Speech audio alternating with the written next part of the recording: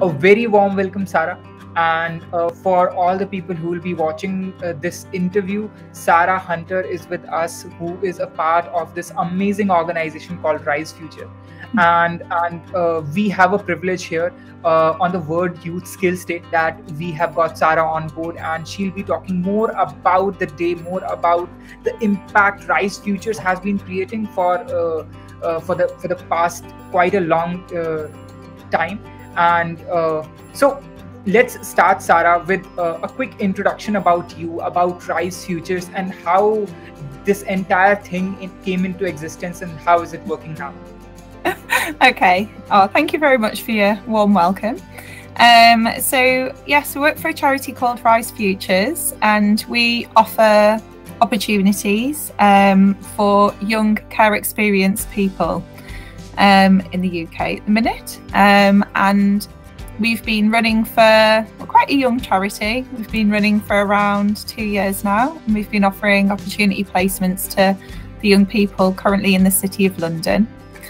It came about, how did it come about? Well, it came about from a conversation with a guy called Matt Roche, who works in the City of London, and was looking to do something a little bit different and affect change in a different way. And through various conversations, we decided to set up a charity. So we've got lots of wonderful trustees who joined us on the journey. And 2 years on, pretty much, we now are working with lots of different companies in the City of London and lots of different local authorities, offering opportunity placements to care experienced young people in the City of London at the minute. And it's such a great job that I've got, and it's wonderful to see the opportunities that the young people can access, and the companies opening up their doors to young people to offer them the most amazing work experience placements to this section of society. I think that is some amazing work that you and your organization is doing, and we'll talk more about that. But first, let's get on to this particular day that we're talking about, the World Youth Skills Day. And what do you think what is the significance of this particular day according to you from the lens of your non-profit organization? So for me, the young people that we work with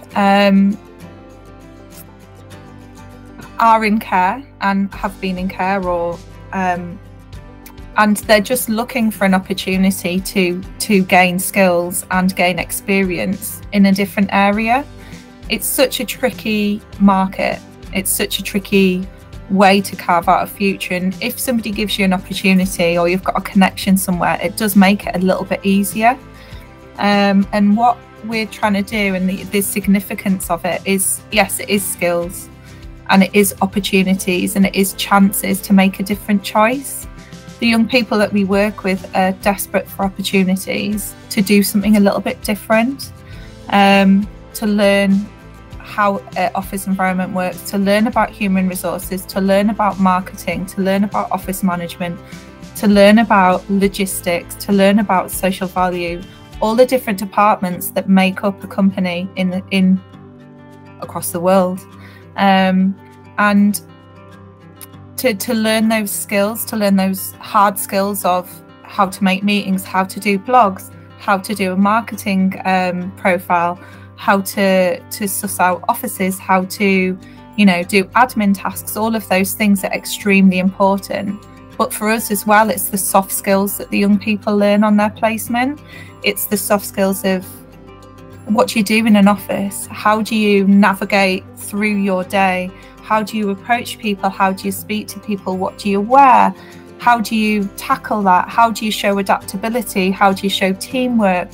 What does it mean to be an independent worker? What does it mean to be a collaborative worker? How do you navigate that conversation? All of those things for us wrap up World Skills Day. It's those hard skills and those soft skills that the young people learn through the opportunity placement. We're very fortunate to work with wonderful companies who open up their doors, look after these young people, and give them chance to grow in their hard skills, the technical stuff, and their soft skills. So when they leave the opportunity placement, they've got a CV full wonderful achievements that they've done, but also that they can confidently go to a job interview and go and hold their head up high and go, look, I can show teamwork by this. I know what adaptability means. I know what this and that. So for us, for World Skills Day, yes, it's that CV stuff, and it's that knowledge and confidence to go and progress through in your life, but also it's how do you navigate the other bits as well.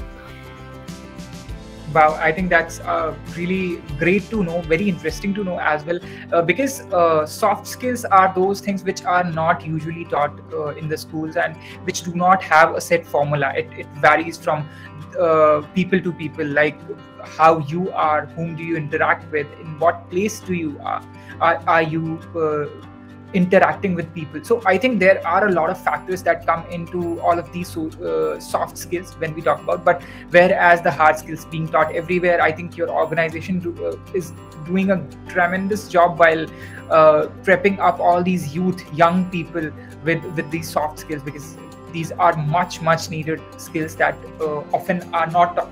I think moving ahead with a little more to know about your organization as well.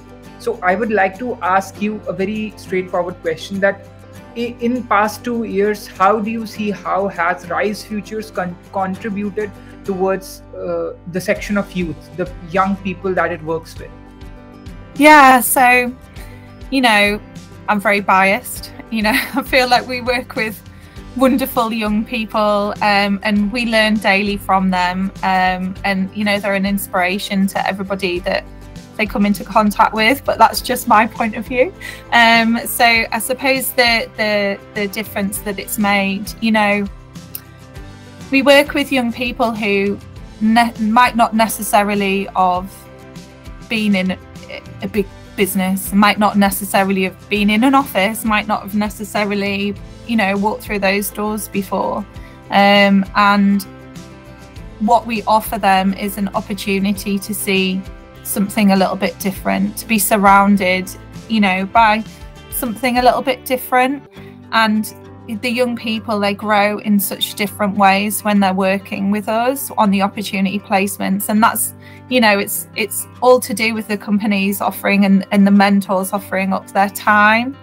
I think what changes for the young people when they start with us, we ask them, what would you like to change coming on the opportunity placement with us? And all of them say, I want to be able to get a job. I want to be able to get a job by the end of this opportunity placement, which is wonderful. And then we do check-ins, you know, what do you feel's changed for you? What would you like to see change? What do you feel like the opportunity placement's giving you? And getting a job is never mentioned again. What is mentioned is, you know, I feel like part of a team. I feel valued. People listen to me. I feel like my point of view is listened to. I feel like I'm learning. All of these other things come out. Yes, eventually they want to go on and get a job, but they don't necessarily notice that afterwards. It's more being part of a team, being valued, being heard, being listened to, that sense of independence, that sense of like going into work and earning your money and being proud of what you've done.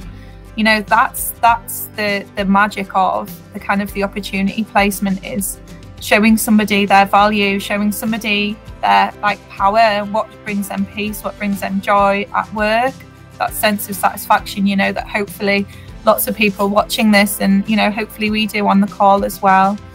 So hopefully what we've given the young people is, you know, a sense of self, a sense of excitement for their future, a sense of, you know, what do they want for their future, a sense of boundaries that they can put in for themselves, and also a little bit of a foot in the door. You know, we've all got choices, and everybody makes good choices and bad choices, but I don't think that everybody gets to make the same choices, you know. And I think through the opportunity placement, I think that we're giving some people the opportunity to make life-changing choices. You know, I'm gonna go for this job because I've had this experience and I've got the confidence and I've got the CV to go for something a little bit different than what I've previously been told. So that's why I hope that it's giving young people that go through the opportunity placements just a chance to maybe have an opportunity for a different course in life. I think that was a great way how you presented how your organization's impact on the beneficiaries that you work with. And I think with every conversation that I have with such great nonprofits like yours, I get to learn something. And like you mentioned that people started with the objective of having a job, but they ended up understanding themselves and how do they feel amongst different people and others, right? So that tells me that having a job is not the ultimate goal. The ultimate goal is to have a better, peaceful life with a synergy with the people that live around you, right? And that, I think, is everything. Having job is of utmost priority, but that is just a stepping stone, right? And from here, I'll come to my another question as well. This has been a much debated topic when we talk about education and skill development. So a lot of people believe that these two go hand in hand, but a lot of people believe that education is of primary priority, or some people may think that skill development is of the utmost priority. But I would like to understand from you as well, since you have been working with these young people. So I just want to understand from you as well that what do you think is more important, education or the skill development? Oh, it's a tricky one. So the young people that we work with are not in education, employment or training when we work with them. Some young people that we work with have dropped out of college, have maybe not even done their exams in England. We call them like their GCSEs when they're 16. Some people, we're working with somebody at the minute who got all the way to university and dropped out. So education and learning and lifelong learning is important. It just depends what you qualify as education. You know, I feel like I'm getting educated in different ways. Just because it doesn't have a qualification at the end of it doesn't necessarily mean that I'm not learning and growing as a person. Sorry, I'm going to try and give you like a yes or no answer, but it's tricky, isn't it? I think it depends. You know, education, if you want to be a doctor, you need certain qualifications. So you've got a certain level of understanding of the human body, for example. But alongside that, they need the skill to be able to manage and cope with it, the hard skills and soft skills they need. So they need a blend. I would say that in an opportunity placement or work experience or in your job, yes, you may need a qualification to get there, but you still keep on getting educated in your job every day, learning off different people, learning different skills, learning different things. I think skills, yes, you need those hard skills, those soft skills to thrive and grow. I'd say it's a tricky one. You need to keep on learning, you need to keep on growing, I'm learning all about social value at the minute, you know, and that I'd call that educating, even though nobody's given me a certificate at the end of it. So for young people that we work with, we don't say, look, you need to have your GCSEs. So in some respects, for the opportunity placements point of view, education, yes, it's important for sense of self and sense of value and achievement and something to drive towards. But we don't say to the young people, you've got to have a certain level of education to come on our placement. That's the complete opposite. We're trying to remove barriers to engagement and barriers to opportunities. With regards to skills, yes, the young people, they come and they learn and they grow and they develop in so many ways, but we don't give them a certificate at the end of it. We don't put them through functional skills or GCSEs, but it may lead to that. So I think that both things have got a place in everybody's life, whether you do education or skills development, whatever age it may be, whether you're 60, you know, still keep on learning and growing. But for the opportunity placements and the Rise Futures kind of perspective, I suppose we would say for us personally, at the time we work with the young people, it's definitely more about skills development for us. It's about that growth, that personal growth, plus alongside learning those technical bits so that they can then move on with their life, whichever way it may be. I think that is a great way to put the entire thing up, Sarah. And I really appreciate that, because yes, when it comes to education, having certain degrees, I think that works as a threshold, right? That you have to, for a particular job that you aspire to have, you have to overcome a particular threshold that is done by the education. You have to have certain degrees and certain qualifications, and etc., etc. But if you want to be good at it, you need skills, right? Because even a doctor or an engineer or a pilot, they all, apart from their education and degrees, they need to be good at what they're doing, right? And then only they will be able to excel. So I think yes, I totally get your point and what you're trying to make. I hope the people also understand that both of these have their own importance in their own stages. So I think that's very necessary to understand. Also, moving forward, I think currently we are seeing comparatively a better world in terms of health, as we had been seeing a couple of years back when COVID was here. People all around the world suffered a lot. I think COVID in some or the other way affected every single person on this earth. And so from the point of view of skill enhancement, and especially youth skill enhancement, how do you see, how has the perception changed, and if it has, how it has changed due to COVID, the skill enhancement, if that has changed in any such ways? We started the charity in lockdown, so to make things all the more fun. So I think that I think it's made people a little bit more isolated, I suppose, and skills development. It's made people a little bit more independent. I think that the blend of online and face-to-face working requires a certain attitude. So if your skills, your soft skills of being tenacious when there's a lot of distractions at home, and you know, all of those types of things, being able to work online and to work face-to-face is a massive shift. And I think that is a massive development. I think to work online at home, you've got to be extremely tenacious to avoid all of the other distractions, and very focused and task orientated and things like that. So I think that what it gives people, young people, is a sense of independence, a sense of motivation, and a sense of more kind of accountability to get logged on and work independently from your own home. I think it's harder when you're younger. I think that skills wise for us it's a little bit different, because you know, we are working with the office-based environment, but I do, you know, wonder how young people who needed to get out there and work and learn trades and learn skills like hairdressing and all of those kinds of hands-on things, it's just delayed it, hasn't it? You know, those opportunities have just been a little bit later. But for us, you know, a blend of working face-to-face and online is a bit of a skill that wouldn't have been necessary before. And I do think it is tricky.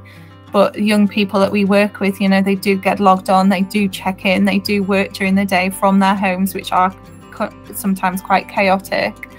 And, you know, we're proud of them. I've just got another thought about education, which was the other question. Am I okay to say? Yeah, I think. Is that okay? Yeah.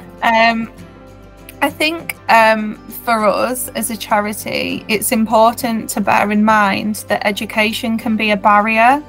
So if you have had a childhood that's not been a peaceful, uplifting childhood, shall we say, it's been a childhood, you know, filled with potential harm, and then you're then put into care in the UK, it can go amazingly well, but it can also be a very tricky path, which, you're a teenager and you know, it can be really, really tricky to concentrate at school and to show yourself and sit down and graft and work 5 hours a day when you've got other things going on in your head, you know, because your home life, your background particularly, might not have been the easiest one.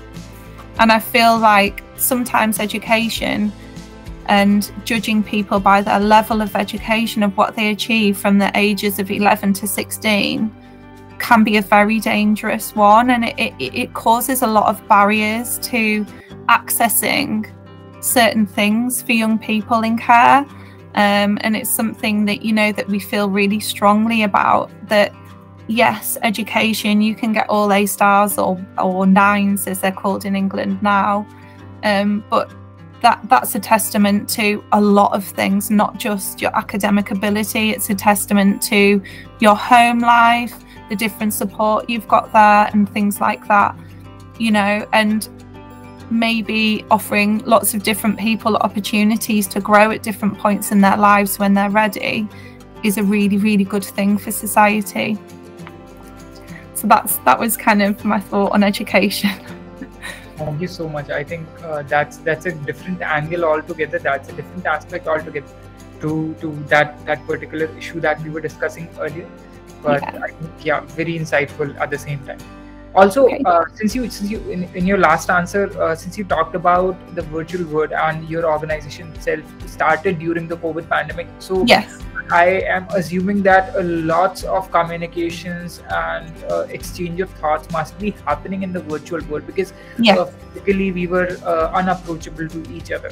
So I think you must be connecting with the volunteers as well through virtual platforms only, right? Yes. So if we talk about volunteers, then how do you think, how can people from completely different part of the world who are actually willing to come and support organization like you and the cause that you support, so what are some different ways that a person or an organization can come up and volunteer for the great cause that you are supporting?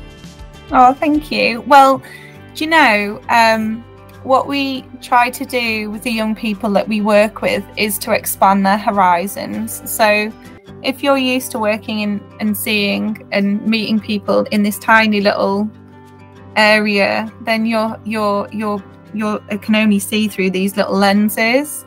If you can expand that out and meet lots of different people from all over the world, from different parts of the countries and different things like that, what it does is it expands your horizon, it expands your imagination, and it gives you so much more excitement for your future. It gives you so much more knowledge. It gives you so much more perspective on yourself and the way that you can live your life moving forwards. We've had young people speak with people from across the world, just interview them about, what do you do like in your job, and where do you live, and what do you have for lunch, and what does it look like over there, and all of those and how did you get to be, you know, doing your job, and you get to travel, and all of these types of things has happened from the wonderful volunteers that we've got. And it just ignites the young people that they've spoken to somebody from a different country. Lots of young people that we work with haven't even left London, you know. So just to speak with people and get advice and learn a little bit about different cultures and different people and how they've achieved what they've achieved and where they've got to and things like that, it just ignites imagination in young people and opens up those horizons and does break down those barriers. So there's lots of different ways you can get involved if you'd like to, by offering up like an hour to speak to a young person about what you do and what it's like where you live and all of those types of things. And we also like to talk about the different journeys that people have been on. So very often you see successful people in a job with a house and a car, and you think, oh wow, that's amazing, I could never do that, but you don't know the backstory behind it. You don't know everybody goes through their struggles. Everybody has things which are really good about their job and things that they just do, you do your job and you do those bits and you do these bits and you like these bits, but you don't really like these bits. And we try to open up young people's awareness of, look, that person's there, but they've worked really hard to get there and they've had to give up this and they work these hours and this is how they do that. So it's speaking to or giving your opinion on, you know, the good things about your job and the bits which have been a little bit tricky, or the bits that have tried you throughout your career and things like that, just to offer a little bit more perspective. You know, young people across the world, they're living in and looking on lots of social media and seeing lots of things which are easily influenced about, but sometimes it's not very real, and to give a real perspective of the world and things like that is a really good thing as well, aside to speaking to young people. But there is lots of different ways you could get involved if you're interested. I think I totally agree with you on that, and I would say it needs the willingness to support a particular cause, and then you will find any way to support that particular cause or that particular issue or that particular person even. And I think, Sarah, those were all my questions. Okay. Thank you. Things that you wanted to share, anything as last words? I think maybe just the reason why we're kind of laser focused on like this section of society, really. I think that when people see other people that aren't in education, employment or training, you may think that like, oh, it's a choice that they're not going to college, or it's a choice that they don't have a job, or you may even think like, oh, well, you know, well, they're getting the house paid for or whatever, but it just isn't the case. You know, people are looking for an opportunity and there's barriers to engagement. It's as simple as that. It's anxieties, it's different needs, it's different concerns and worries. And sometimes all young people need is an opportunity to engage with something in a really safe way so that they can find their feet, so that they can then move on safely to their next opportunity. And that's kind of what we're trying to do here. In the UK, the statistics for care experienced young people who aren't engaging in education, employment and training are extremely negative. They're one of our most vulnerable sections of society. And, you know, and if you can do something to help the most vulnerable section of society and prevent them or help them being pulled into the most dangerous bits of life, then you've done something really good, and you have made a difference to somebody's safety in life by just opening up and speaking with them and offering them an opportunity for a part of time, really. And that's kind of why we're working with those young people, because perceptions and things like that, you know, it does make a difference if we all help each other.